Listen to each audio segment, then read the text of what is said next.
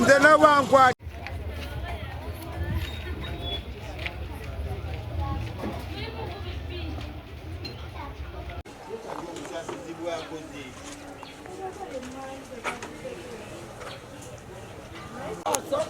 Awo ng'ovaawo ng'ogenda ewuwo oba mu kkubo ngenda kukwata.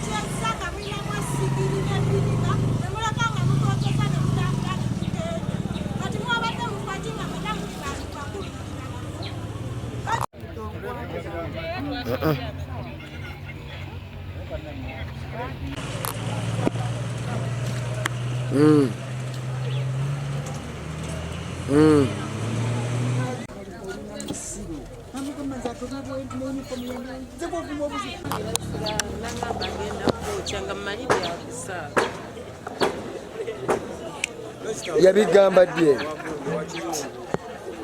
ddi lwali lwakumeka we yayogera mbu ayenda kukakoleeza ku Mande kati gwe amawulire wakagafuna kati saawa 10 ez'ekiro gye bantegeezezza era nazzeeko wano ku 10 ez'ekiro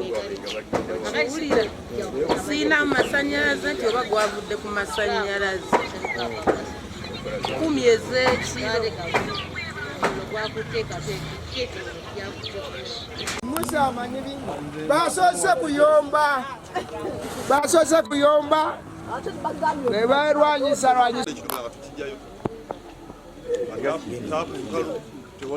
polisi yawedewo ngepakizaawo naye nga tolina kyakukola nga watunudde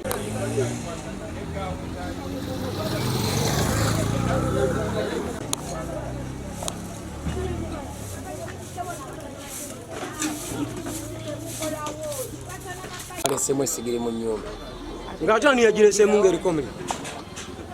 nange simanyi bagamba mpulira bye bagamba mujjukira nga muvaawo sande twavudde wano essaawa 5 batumanya essaawa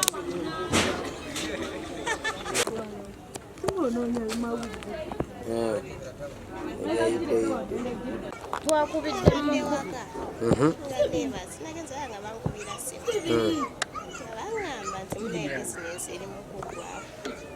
kale ebintu byose nengambeka ebyatokomasa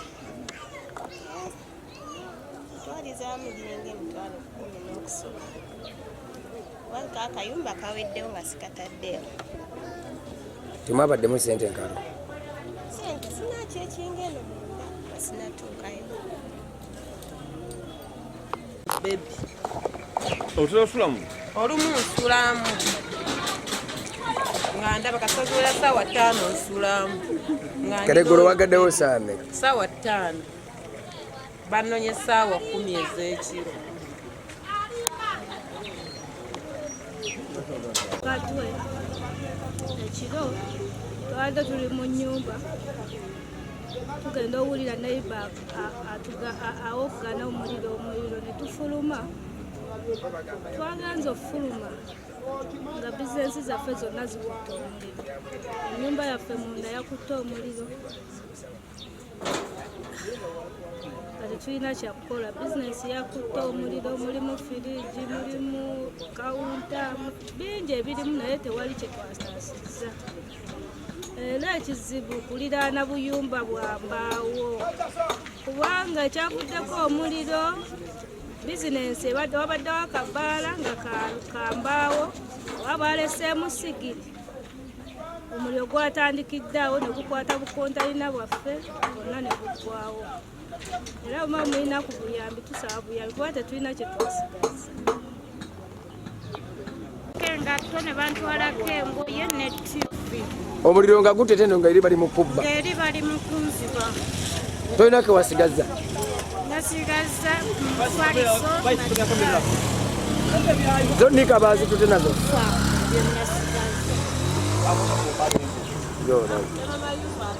akokubiri yakayononese kandi katunda byakulya ng'atunda emmere ennyaanya ebibala ebyetesigaza wadde n'ekidde ekimu owokusatu yadde alinawo akabaala ke ng'atunda ebyokunywa bya bibanywa ebyo byonna byaweddewo obumeeza entebe tebasigaza mu kintu n'ekimu amasannyalaze gayononese n'akayumba nyingi structure nazo zikola kine nezononeka kati omuntu nga olaba ekifo kino kyerere kiringa lujja naye nga kabadde kayumba wadde obuyumba bubiri awo olaba kati ne kali akekyuma nako kaweddewo era toyinza kuddamu kasambiza kuba kakyamyeko nakagonza omuliro bonna beetaaga kuyambako nsaba disitulikiti y'Empigi ebe ng'etuyambako ey'ekitongole ekyo ekiyamba ku bantu abafunye obuzibu nga zikolebwa okutaasa ku mbeera y'omuliro ensonga ziringa bbiri ensonga esooka ye pulaani y'ekibuga ofiisi ya pulaana owa Mpigi Town Council oba ab'ebibuga byonna ebikola disitulikiti y'Empigi okupulaaningira ekibuga kyaffe okubeera nti omugotteko gumala okubanga obuyumba buno singa bubeera spaced nga bulina ka space okuva kannaako okudda kalala akamu kakwata omuliro kibayamba okuguzikiriza nga tegunakukwata akayumba kalala ekyokubiri ng'ate nakyogedde dda kyennemerako okubeera nti gavumenti etunulira ebintu ebiri crucial ebyensonga okubeera nga regional police kugamba polisi yaffe ya region namba eringa headquarter ya region etwala district 3 Butambala Mpigi ne Gomba nga teyina fire brigade nga ntuuka okubeera nga tulina highways bbiri ya Kanoni Mpigi Sembabule ne Masaka Road zonna highways tuziri wakati naye nga tufuna ekizibu ng'ekyo eky'omuliro tetulina ngeri gye tuyinza kuzikiza mu muliro abantu tosobola kuzikiza muliro na mikono batuleyo fire brigade beerekereze kyonna kyonna newe naamala ekisanja kyonna kyonna nga njuga ku kigambo kimu fire brigade ngenda kukyogerera buli kamu newe naasanga nsonga ki ngenda kwogera fire brigade paka ebanagituwa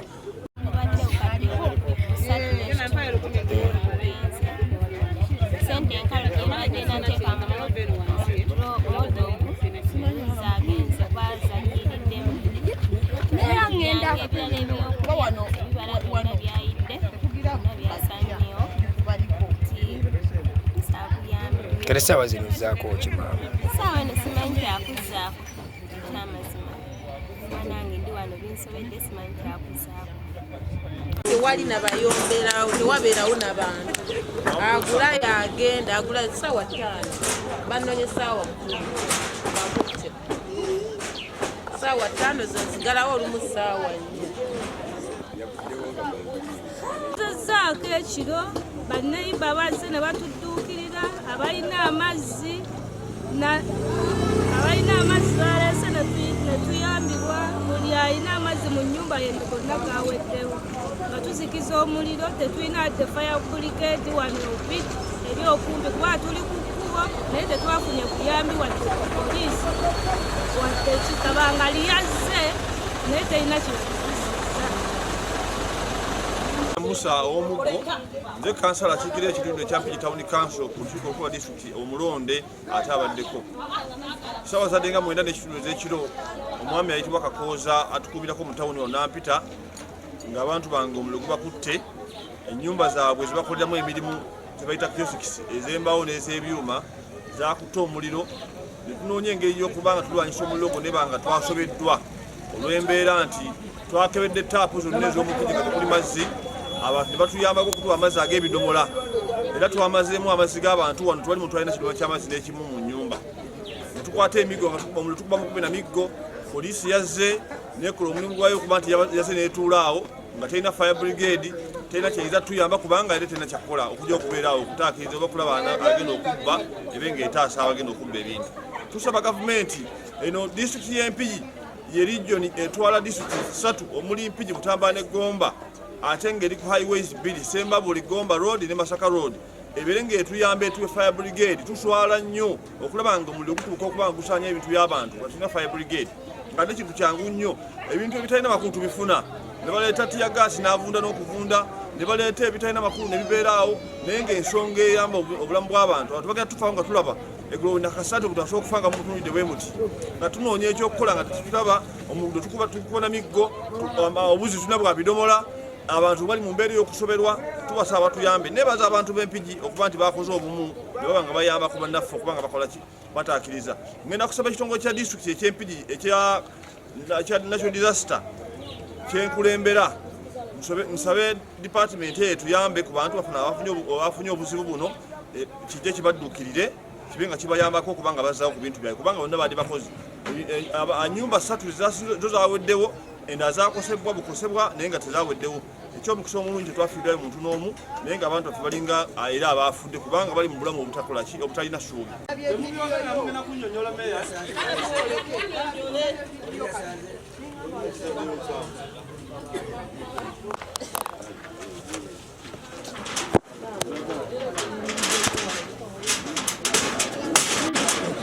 Ekiro nagenza okuwulira nga sisa nganziira omukka nsika musike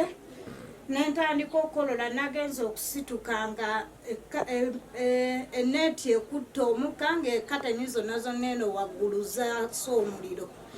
kati nentandika okuba enduulu nga wendeekaana nenzigula luno oluggi ne baneiba bange ne basobola okuwulira naye nga muno mwonna mukutta omuliro bintu ebisinga mbikutte n'embifulumya nga byasa omuliro engatto zonna mulimu eziyasa omuliro n'embifulumya nentaasataasako abo n'ab'omuliro okutuuyira amazzi we bajjidde ate tuzikiza omuliro ng'ababbi we batwala ebintu byabe babbi engatto babbi ekooti za bba wange ne babbamu n'engatto zange ezimu n'engoye ne babitwala ate ensimbi esente nze nga nze mbaddemu n'emitwalo 3 gye sitalaba mu nnyumba n'ebinusu bibadde bya nusu 10 bye sitalaba mu nju sente ng'obukadde 15 wabaddemu amasimu kyaja headset covers screen guard firiji sente zaijije ezayonese era twetaaga febwa atuusa abana waliwo omukyala abadde atunda ebyokunywa nga yakagula firiji y'empya kati kamu n'ekitundu abadde alina mobile money abadde atunda amasimu nga ebintu byonna byonna byabadde akozesa mu kaduuka bye byaweddewo alina akayumba kenyini ak'ekyuma nako nekakosebwa. Ensonga endala yonna eweddewo mwetubadde tujja school fees abaana bagenda kudda ku ssomero feebu guguno kuweddewo wabaayo omuzira kisaatuyamba ku disitulikiti awo nga tuyambe naye tuli bubi tetulina kye twasigaza sigalawo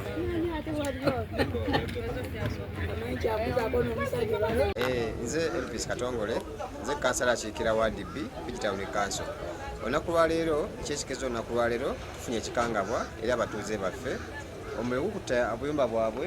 buno kioski obw'embaawo kitegeeza nti nono webbaala abadde akola mu bubaawo ate nga afumbiramu ayinza okuba yaliseemu essigiri neekwata omuliro ekyaviiddeko bonna bino bubadde bulinaanyewo okujja abantu baffe bamufuna mpola bantu bawansi bali mu kweyiiya babajja akafiiza okwera abaana babajja emmere ey'okulya n'ebina bina bisanyo nga bibiraba so tusaba bana abazasa mwenna ddala abantu ba Bigitown Council balina omutima omulungi muddukira abakyala baffe bano abakyala abadde n'abaami waka balina abaana bebeerabirira katwe bazigameereere so balina kyasobola kyonna kyonna nte mutukwatireko kuba kituzzeewo obuyumba bwabwe tuzeewo firiji ze mwatatekakunda bwe tuzeewo ebintu bye asobola okuddamu okufuna emirimu gyakola okufunamu akasente akalulira abaana abalabire wakaawe ate naye ng'omuntu kikola kibi nnyo bwebanga omuntu yakikoze mu bugenderevu tukivumirira bwabanga sigiri avuddeko omuliro yasigadde muno munda ekyo tukivumirira bwe bamaze okufumba ng'ofumbira mu mbaawo sigiri kifulumye wabweru kubanga ennyumba y'abantu ziyidde neziddako ziyidde kyokka n'abaze okutaakiriza ate baze mu kubba ate banneyiba so kikola kikyamu banne bali mu nnaku muze kutaasa ate mubba banneyiba so banne muddemu empisa enkyamu ezo omuntu obanga ali maziga ge aliwo agafunamu bufunyi kiba kikyamu n'olwekyo nze ng'omukulembeze mbasaasideko nnyo era ngenako kisoboka kyonna kyonna abantu baffe tuyite mu batuuze bannaffe tubeke tufunayo ate nabo batandikiraawo webali nnyo. Ida Sempala meya w'ekibuga ky'Empigi addako. Olwaleero twafunye enjege etwekedde okutugwako oba eyaguddewo ekiro ng'abantu baffe bafiiriddwa ebintu byabwe mu muliro ogwatokomose nga bukwata bukonteyinazi obubadde bukolebwamu abantu baffe era wano mu kitundu wano wennyini wenyimiridde konteyina zibaddewo eziwerera ddala 4 naye omuliro gwavudde mu konteyina emu kiteeberezebwa okuba nga mwe gwavudde ne gulanda ne gugenda mu containers endala ne guyingira ne mayumba g'abantu ne gwonoona ebintu ebiwerera ddala ebyobukadde buyitirivu. Naye ngaffe abakulembeze kino kituwadde ekyokusoomoozebwa nti abantu baffe tulina okusooka okubagayidinga containers zino ekyaziviiriddeko nnyo zeerinaanye zakumukumu nnyo. Kati kyetaaga okubeera nga tubalungamya kuba balina okukola era container zirina okusigala mu kibuga zikule abantu baffe babeere nga bayiyizaamu. Naye kyetaaga okwongera okubagayidinga engeri gye balina okuzimbamu containers zireme kubeera packed nnyo kubanga tulaba kyabulabe nnyo konteyina emu yavuddemu obuzibu naye okakana ebintu by'abantu abalala bonna abalinaanyeewo ne bizinesi zaabwe zonna zakoseddwa. Kale tukoowoola abakulembeze bannaffe abalala okujja tuyambe ku bantu baffe kubanga ebintu byabwe bizinesi zaweddewo ate nga abantu baffe mwe bajja ekyokulya. Ebiseera by'abaana okudda ku ssomero bituuse kati weebuuza nti batandikirawa. Naye tusobola tukoowoola ne bazira kisa mwenna abasobola okujja tuyambeko ku mbeera eno alisi tukwasaganyize wamu n'abaana abakoseddwa tulabe nga abantu baffe obulamu busigala butambula. Ekirala mukola gwa kulengejja n'akaka kamera ffe tujja kuku kyekyakokyereza ennyumba z'abandi nze nagyokyeza ku maaniina. Lwaki naye muneempalana ku kyalo omusajja yabaddewo nyogo omusajja kati mbadde mulwanira musajja aba abadde bufumbo badde bafumba ekiro nze mbadde nkomawo ku nnya bwe banaaba bwe bafulumya obusigiri nga bafumba bwe babeera omwo. Abasajja tudduukirira abantu baffe buli munnabyabufuzi ayimirira kazindala ayogera byangulo naye twetaaga fire brigade eyamba abantu ba wansi. Singa wabaddewo fire brigade ebimaliya bano yadde tekola ki yadde tesaanawo abantu batuukiza okuzikirizaako ebimu fire brigade singa yabaddewo ebyo byabaddewo byabaddewo ssaawa 9 ogw'ekiro. olowooza bagamba omuliro gwavuddeku omuliro ogwo tuteebereza okuba nga gayinza okuba nga masannyalaze oba ebintu bibiri byetuteeberezaamu okuba nga kubyavudde. Naye fire brigade ebeerewo ku poliisi bantu babeere nga basobola okuba nga bayambibwa. Fire brigade ebintu ebiyamba abantu ba wansi era ebikolera ddala obulungi. Tugoba basukulapu boyagala sukulapu soko kakkana oba oli wawaka owulidde.